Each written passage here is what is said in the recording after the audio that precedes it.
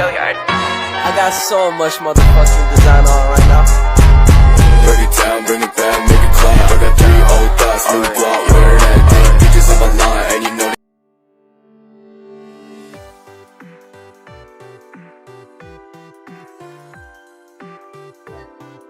Baik, di sini saya ingin menjelaskan perilaku Muslim pada penawaran. Nah, sebelum kita masuk ke inti materi, saya ingin menyampaikan sebenarnya mengapa sih kita harus mempelajari perilaku produsen Muslim.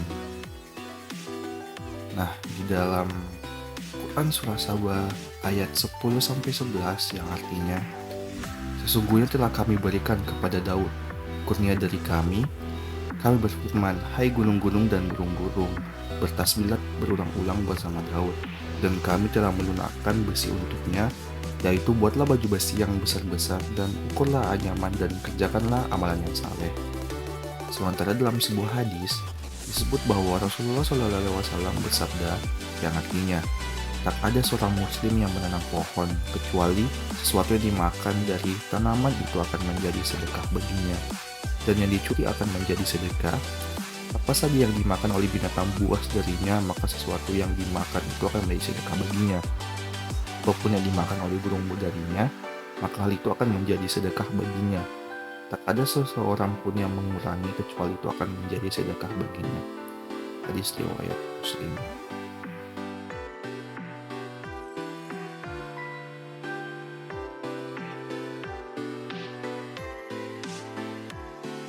Ayat Al-Quran dan hadis Rasulullah SAW di atas mensiratkan bahwa umat Islam diperintahkan untuk menghasilkan barang dan jasa yang bermanfaat, fisik dan non-fisik, bagi diri mereka dan saudara-saudara mereka yang lain, bahkan juga binatang. Maka dapat ditarik kesimpulan bahwa produksi dalam Islam adalah setiap aktivitas dalam mengubah sumber daya yang disediakan Allah SWT menjadi suatu barang dan jasa yang dapat memberikan maslahah, manfaat fisik dan non-fisik, untuk memenuhi kebutuhan sehari manusia, dan yang melakukan aktivitas tersebut disebut produsen. Sedangkan perilaku produsen Muslim adalah kemampuan produsen Muslim dalam menghasilkan barang atau jasa yang dapat memberikan maslahah maksimum.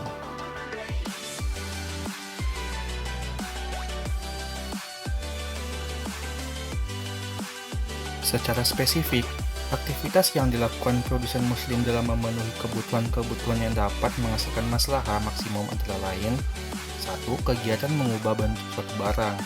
2. Kegiatan memindahkan barang dari suatu tempat ke tempat lain. 3. Kegiatan menyimpan suatu barang yang akan digunakan di masa yang akan datang. 4. Kegiatan memperdagangkan suatu barang agar sampai ke tangan konsumen yang membutuhkan.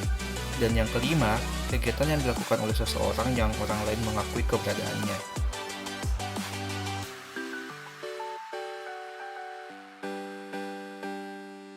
Dalam melakukan aktivitas untuk memenuhi kebutuhan-kebutuhan konsumen, masalah yang akan dihadapi oleh produsen Muslim antara lain seperti 1. Berapa output yang harus dihasilkan untuk memperoleh maslahah maksimum? Ini berkaitan dengan jumlah barang atau jasa yang harus diproduksi. Dan yang kedua yaitu, bagaimana mengkombinasikan berbagai input faktor produksi. Ini berkaitan dengan produksi barang secara langsung seperti bahan baku, mesin, dan pekerja.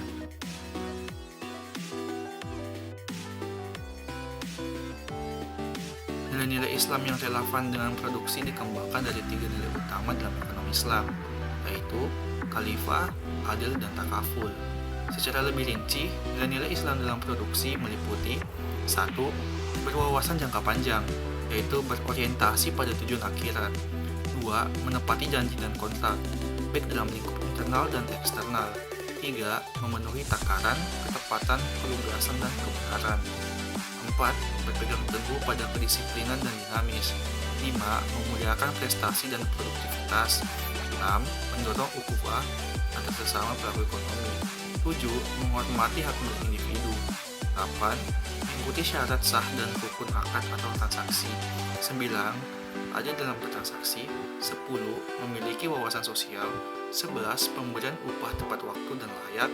Dan 12. Menghindari jenis dalam proses produksi yang diharamkan dalam Islam.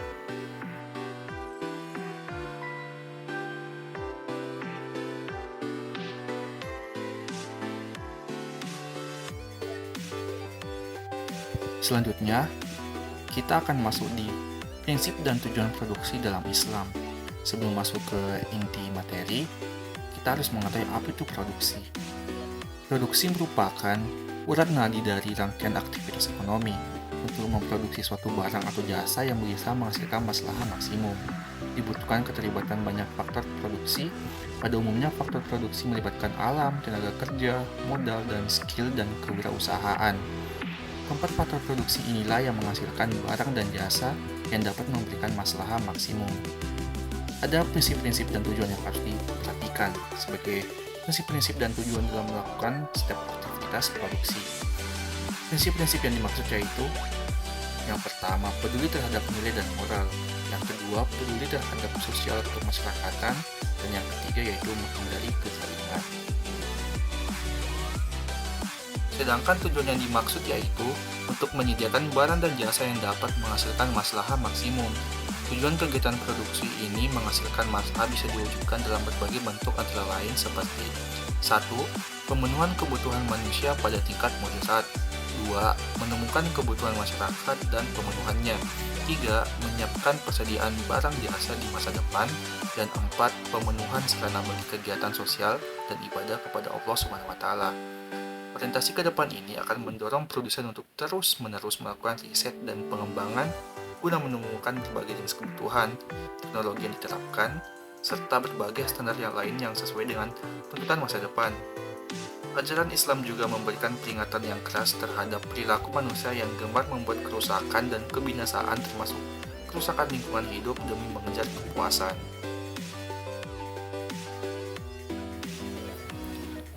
Tujuan yang terakhir yaitu pemenuhan sarana bagi kegiatan sosial dan ibadah kepada Allah SWT. Sebenarnya, ini merupakan tujuan produksi yang paling orisinal dari ajaran Islam. Dengan kata lain, tujuan produksi adalah mendapatkan berkah yang secara fisik belum tentu dirasakan oleh produsen itu sendiri.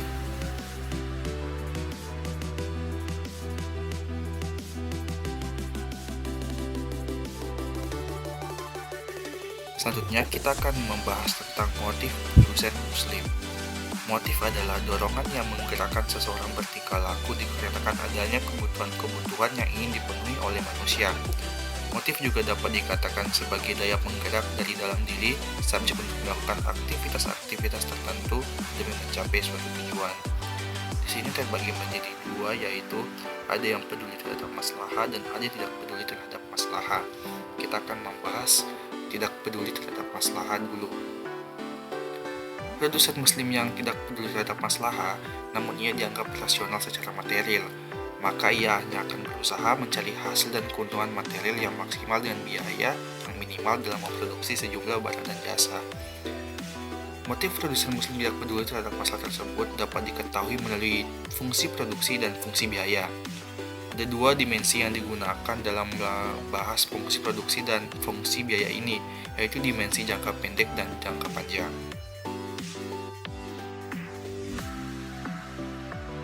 Fungsi produksi merupakan hubungan antara input dengan output. Secara matematis, fungsi produksi dapat ditulis seperti V besar sama dengan F kecil dalam kurung L besar, R besar, C besar, dan T besar. V besar sama dengan jumlah barang yang dihasilkan, F kecil sama dengan simbol persamaan, L besar sama dengan tenaga kerja, R besar sama dengan kekayaan alam, C besar sama dengan modal, dan T besar sama dengan teknologi. Dalam fungsi produksi jangka pendek, hanya ada satu faktor produksi yang bersifat variabel, dan yang lainnya bersifat tetap. Faktor produksi yang bersifat tetap misalnya modal, seperti mesin, peralatan, bangunan perusahaan, dan lain-lain. Sedangkan dalam fungsi produksi jangka panjang, semua faktor produksi dapat mengalami perubahan. Berarti dalam jangka panjang, setiap faktor produksi dapat ditambah jumlah jika diperlukan. Artinya, produsen dapat melakukan penyesuaian terhadap perubahan-perubahan yang terjadi di pasar.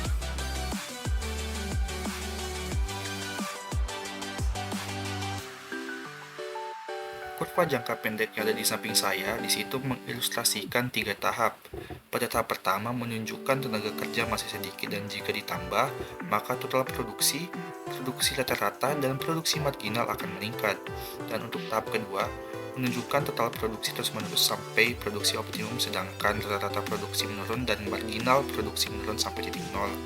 Dan untuk tahap ketiga, menunjukkan penambahan tenaga kerja, tapi menurunkan total produksi. Rata-rata produksi dan marginal produksinya negatif.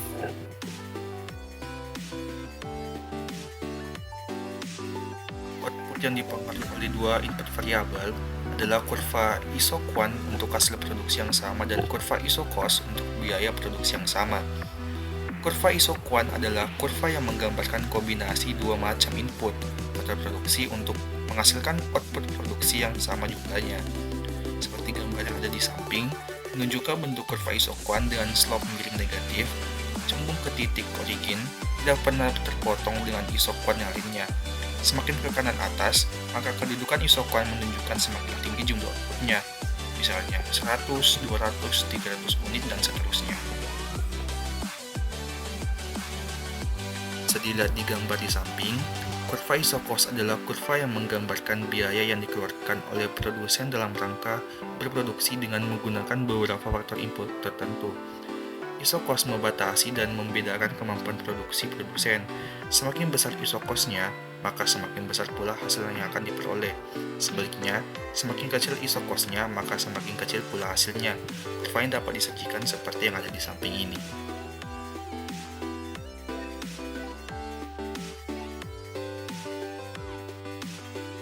Peduli terhadap maslahah.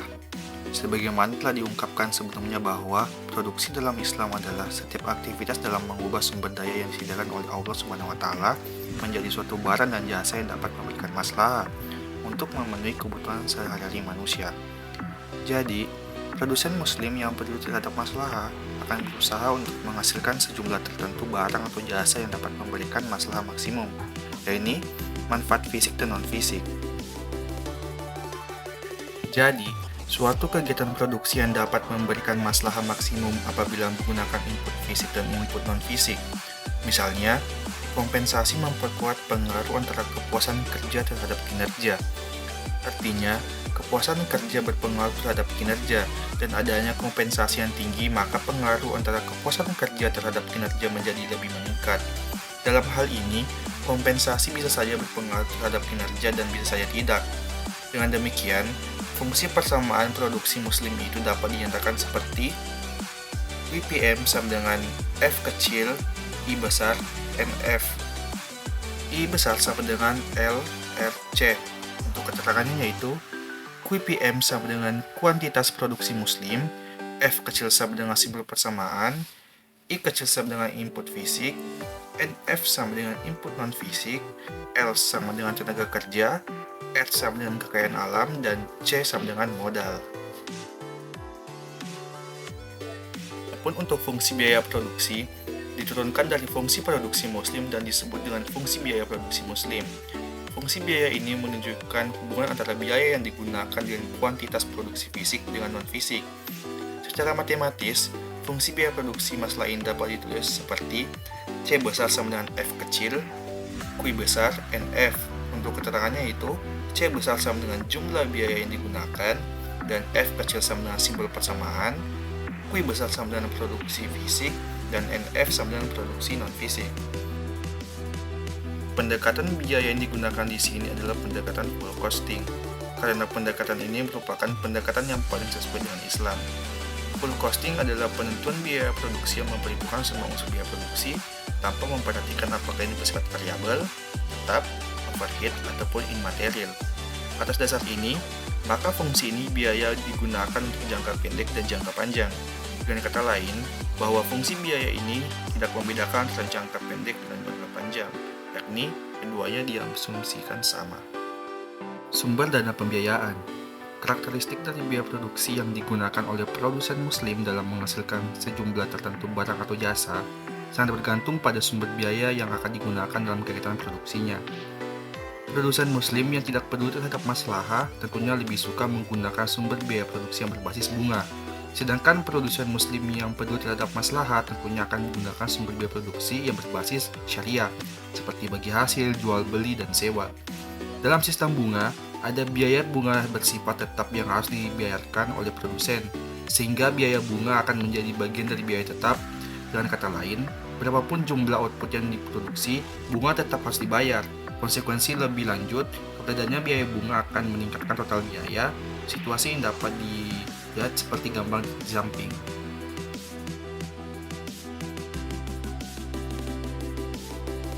Selanjutnya kita akan beralih ke penentuan keseimbangan produsen muslim. Keseimbangan produsen muslim terjadi ketika kombinasi dari dua faktor produksi yang digunakan dalam menghasilkan produk, terkait dengan sejumlah anggaran tertentu. Produsen muslim dalam menghasilkan produk secara optimum dapat dibagi menjadi dua kelompok, yaitu produsen muslim yang tidak peduli terhadap maslahat dan produsen muslim yang peduli terhadap maslahat. Untuk yang tidak peduli terhadap maslahat, sebagaimana telah dijelaskan sebelumnya, bahwa produsen muslim yang tidak peduli terhadap maslahat, namun ia dianggap rasional secara material, maka ia hanya akan berusaha untuk mencapai tingkat produksi yang maksimal dengan biaya minimal dalam menghasilkan sejumlah tertentu barang atau jasa. Produksi yang maksimal dengan biaya minimal dapat ditentukan dengan menggunakan kurva isokon dan isokos. Jika kurva isokos bersentuhan dengan kurva isokuan, maka produksi maksimal dianggap sudah tercapai.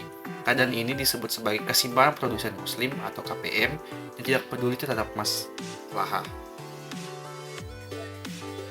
Sedangkan untuk peduli terhadap maslahat, produsen muslim yang peduli terhadap maslahat akan berusaha untuk menghasilkan tingkat maslahat maksimum dalam bentuk produksi, fisik dan non-fisik dalam menghasilkan sejumlah tertentu barang atau jasa.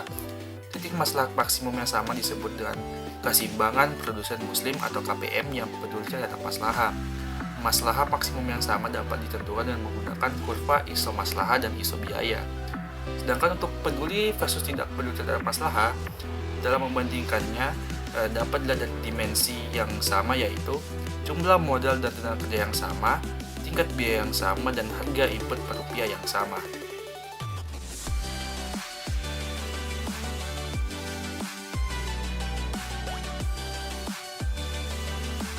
Selanjutnya yaitu perhatian produsen muslim terhadap laba. Secara umum, laba atau keuntungan merupakan tujuan utama produsen dalam melakukan produksi. Proses produksi dilaksanakan seefisien mungkin dengan tujuan utama meningkatkan laba. Untuk produsen yang tidak peduli terhadap maslahat, diasumsikan bahwa ia hanya akan berusaha untuk mencapai tingkat laba yang maksimal dalam menghasilkan sejumlah tertentu barang atau jasa. Produsen muslim yang peduli terhadap maslahat tidak boleh menghasilkan tingkat laba maksimum secara batil dari usaha yang dijalankannya. Karena itu, dalam menentukan tingkat laba harus disesuaikan dengan syariat Islam.